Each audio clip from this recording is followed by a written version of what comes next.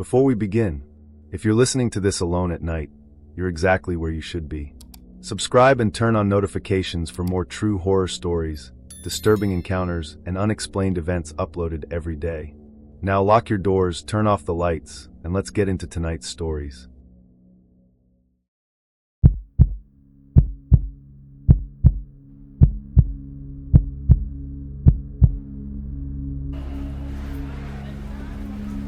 Most people think train stations become quiet after the last departure. They don't. That's when they become the loudest. Metal contracts as the tracks cool. Announcements echo through empty platforms. Cleaning crews push carts through long corridors. Security guards make their rounds. You learn to recognize every sound, which is why one particular announcement terrified me, because it welcomed passengers aboard a train that wasn't scheduled to arrive. And somehow, people were already lining up to board it. My name is Ryan. I worked the overnight shift at a passenger rail station outside Chicago. My responsibilities were simple: lock and used entrances, answer questions from late arrivals, help the cleaning crew, wait for the first morning train. Most nights passed without incident. After the final departure, the station emptied quickly. Only a few travelers remained. People waiting until morning. Homeless individuals trying to stay warm. Night shift employees grabbing coffee before heading home. It was predictable, comfortably predictable, until one Tuesday. The last scheduled train departed just after midnight.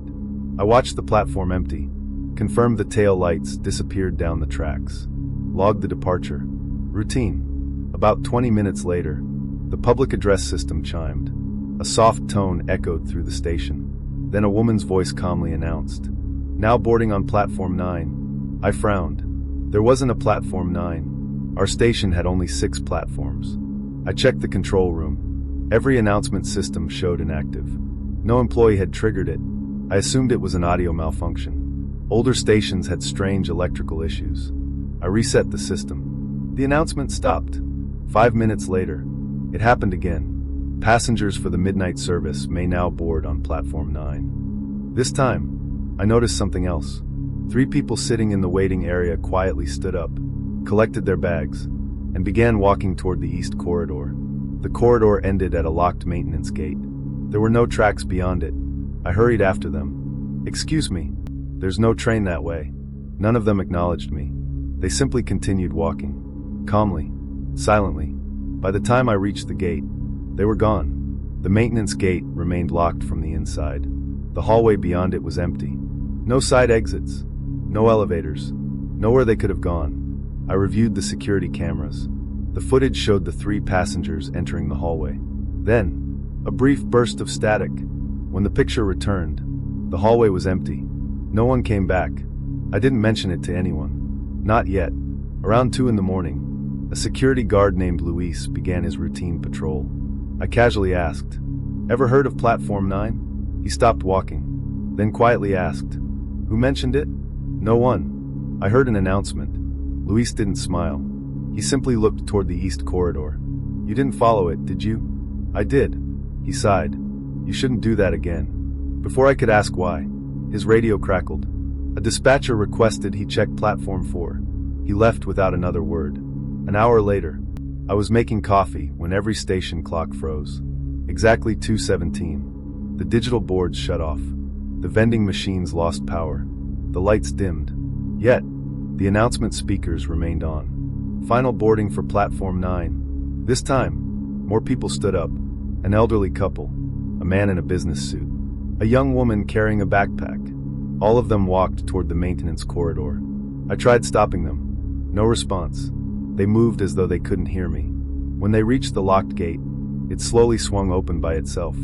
Beyond it, I expected to see the concrete service tunnel. Instead, there was a platform, long, dimly lit, stretching into darkness. Steel tracks disappeared beneath thick fog. A train waited silently beside it. Silver passenger cars, windows glowing warm yellow. No engine noise, no conductor, no station staff. The passengers stepped aboard one by one. None of them looked back. Then, someone spoke beside me, quietly. "So you're the new attendant?" I turned. An older man wearing a vintage railroad uniform stood only a few feet away. His cap bore no company logo. Only the number 9. He smiled politely. Doors close in 1 minute. I don't understand. You don't have to. You only have to decide. Decide what? Whether you're staying on the platform or riding with everyone else. The station lights flickered. I looked toward the train. Every passenger sat perfectly still, facing forward, hands folded in their laps. None of them blinked. A whistle echoed through the tunnel. The doors closed. Without anyone touching them, the train began rolling forward, completely silent. No wheel noise, no engine, only the faint hum of overhead lights. As the last car passed, I caught my reflection in one of the windows. For just a second, someone wearing a station attendant's uniform stood behind me, close enough that I should have felt them breathing. I spun around. No one. The tunnel was gone. The maintenance corridor had returned. Concrete walls. Locked gate. No tracks. No platform. Luis found me several minutes later sitting against the wall. He didn't ask what happened. He simply helped me back to the office. The following morning, I checked the security recordings. Every camera facing the east corridor had gone black for exactly 6 minutes. No footage existed. I asked the station manager whether the building had ever included another platform. He stared at me for a long moment, then unlocked an old filing cabinet. Inside was a faded blueprint, drawn decades earlier. At the bottom, one section had been crossed out in thick black ink. Platform 9. What happened to it? I asked. He quietly rolled the blueprint closed. It was never finished. I resigned a few months later. Not because of that night. Because the announcements never stopped. Every few weeks, usually around 2:17 in the morning, the speakers would quietly come alive. Now boarding on Platform 9. Most passengers never reacted. Most employees never heard it. But every now and then, one traveler would quietly stand, pick up their luggage, and begin walking toward the locked maintenance corridor. I never tried stopping them again, because after what I saw, I'm no longer certain that Platform 9 doesn't exist. I think it does. It just isn't meant for trains that appear on any timetable.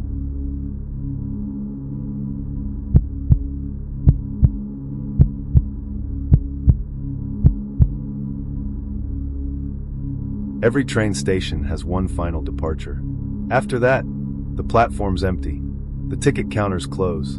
The waiting room grows quiet. Station employees lock the entrances and prepare for the morning shift. If someone misses that last train, they wait until sunrise. That's how it's supposed to work. So when I watched the departure board announce one more train, nearly an hour after the station had officially closed, I assumed it was a software glitch. Then people started buying tickets for it. My name is Emily. I worked the overnight customer service desk at a passenger rail station outside Philadelphia. My shift started just before the evening rush and ended after sunrise. Once the final scheduled train departed, my responsibilities became simple. Answer phone calls, help stranded travelers, monitor the waiting room. Most nights were uneventful. The station practically emptied after midnight. Only a few travelers remained, usually people waiting for morning departures. One Thursday night, the last scheduled train left exactly on time. I watched it disappear beyond the signal bridge. The departure board cleared. Every route showed service complete. Normal. Routine. About 45 minutes later, the electronic board flickered. Every listing disappeared. Then one new line appeared. Track 5, last departure. No destination. No train number. No departure time. Just those 2 words. I assumed maintenance was testing the display. I called the control office. No answer. Before I could try again, an elderly man walked up to the ticket counter. I need 1 ticket. For where?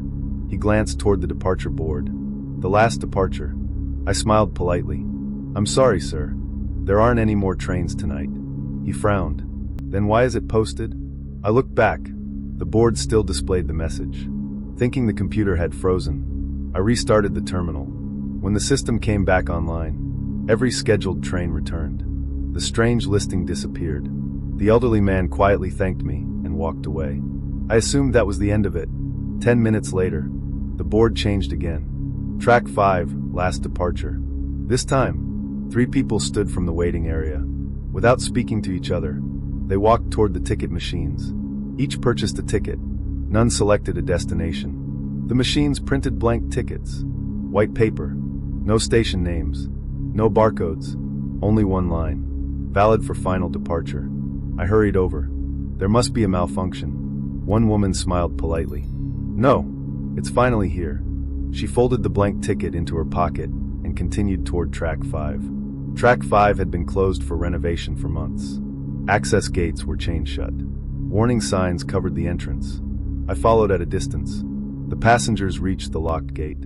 Without slowing down, they stepped through it. Not around it, not over it, through it, as though the chains weren't there. I stopped several feet away. The gate remained locked, exactly as before. Beyond the fence, I heard a train horn. Long, low, echoing through the darkness. No train appeared on any track. The station security guard arrived moments later. I explained everything. He checked the gate. Still locked. He laughed nervously. Probably a reflection. I didn't argue. Around 2 a.m, I reviewed the security footage. The cameras showed the 3 passengers approaching the gate. Then, each simply vanished. No camera glitch. No static. One frame they were there. The next, they weren't. The guard watched the footage beside me. Neither of us spoke. The following night, I worked alone. The security guard had swapped shifts. Everything remained quiet until exactly 2:43 a.m. The departure board changed again. Track 5, last departure. This time, the station speakers activated. No electronic chime. Just a calm voice.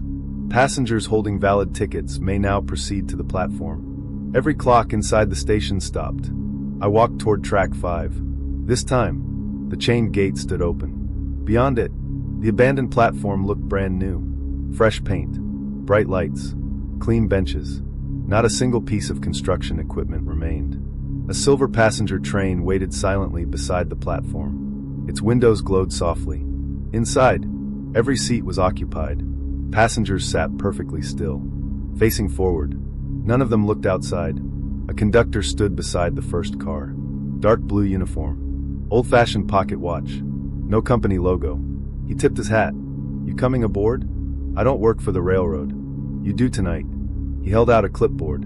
At the top, my employee ID number had already been written. Below it, one line remained blank. Departure verified by. I stepped backward. The clipboard never moved. The conductor simply waited. Patiently. Suddenly, a boarding announcement echoed through the station. Not over the speakers.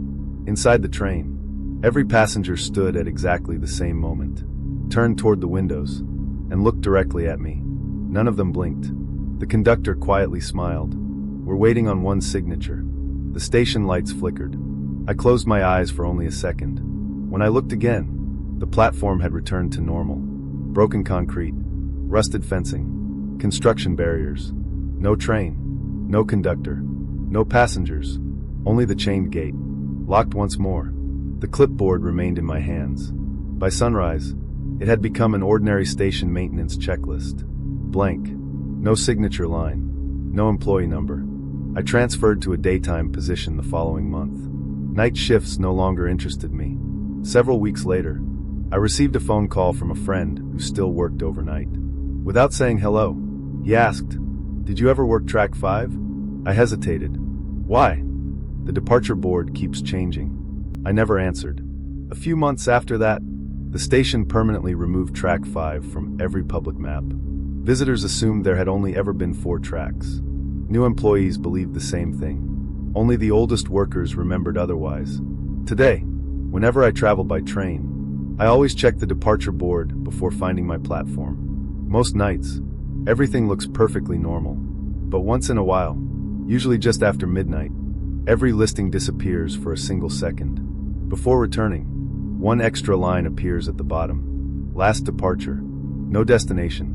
No departure time. Only a track number. 5. Whenever I see it, I leave the station immediately. Because somewhere beyond that locked gate, there's still a conductor holding a clipboard, waiting for one employee to finally sign the train out.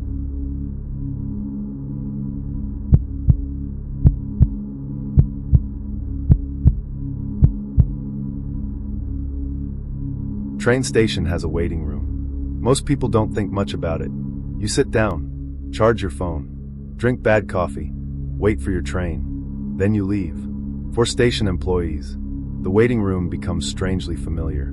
You recognize the regular commuters, the overnight travelers, the people who accidentally missed the last train. That's why I immediately noticed the elderly woman sitting in the far corner. She was there when my shift started. She was still there after every train had left. And somehow, every security camera insisted. That chair had been empty all night. My name is Eric. I worked overnight as a station attendant at a passenger rail terminal outside Boston. The overnight shift wasn't exciting. Lock and used entrances, answer questions, help delayed passengers, walk the platforms every hour. The waiting room stayed open 24 hours because early morning trains started before sunrise. Most nights were quiet. People came and went. Nothing unusual. Until one freezing Sunday night. Around 11:30, I noticed an elderly woman sitting near the back wall. Gray coat, small black suitcase, hands folded neatly across the handle. She wasn't reading, wasn't sleeping, just watching the arrival board. I smiled politely as I walked past. "Can I help you find your train?" She smiled back. "I'm waiting." "Which train?" She slowly looked toward the electronic board. "The next one." I checked the schedule. The final departure had already left. The next passenger train wouldn't arrive for several hours. I offered to help her find a nearby hotel. She quietly shook her head. "I've already been waiting." Something about her answer unsettled me. Still, missing the last train wasn't uncommon. I let it go. Midnight came and went. The station emptied completely. The cleaning crew finished mopping the floors. Security locked the outer entrances. Only the woman remained. At 1 o'clock, I made another round. She hadn't moved. Same posture, same suitcase, same calm smile. "You doing all right?" "I'm almost home." I assumed she meant the morning train. Around 2, the security guard joined me in the waiting room. I pointed toward the woman. "She's been here for hours." He looked around. "What woman?" I frowned. "There." I pointed toward the far corner. He stared directly at the chair.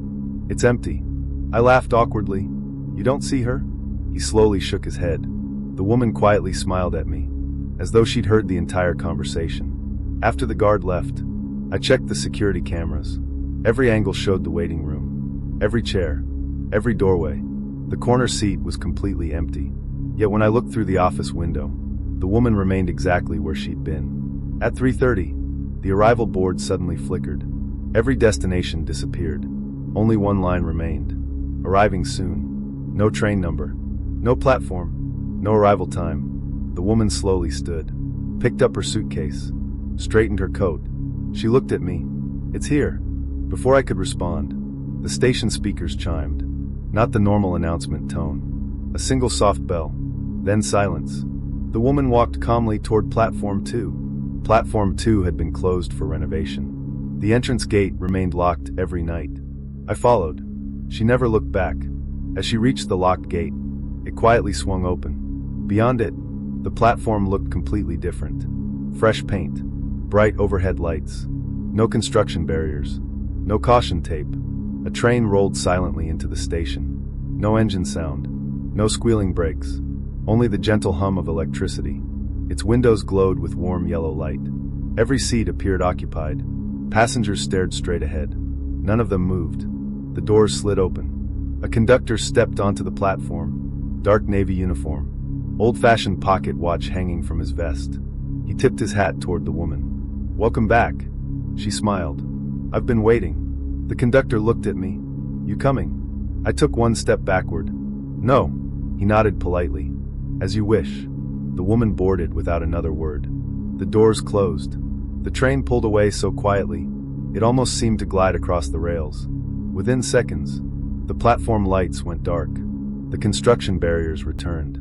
The locked gate slammed shut. I stood alone, heart pounding.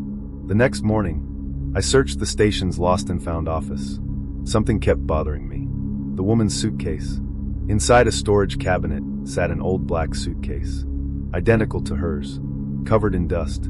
A faded tag remained attached to the handle. The owner's last name matched the name embroidered on the woman's coat. The station manager noticed what I was looking at. He quietly closed the cabinet. "Don't open that." "Whose is it?" "No one ever claimed it." "How long has it been here?" He looked toward the waiting room, then answered very softly. "Long enough." Several weeks later, I transferred to another station, closer to home. Day shift. No overnight work. One evening, I returned to the old terminal to catch a train. As I walked through the waiting room, I froze. The same corner chair, the same gray coat, the same black suitcase. The elderly woman smiled warmly. "You made it back." I turned immediately toward the ticket counter. "Who is that woman?" The young employee looked confused. "What woman?" When I looked back, the chair was empty. Today, I still travel by rail several times a year.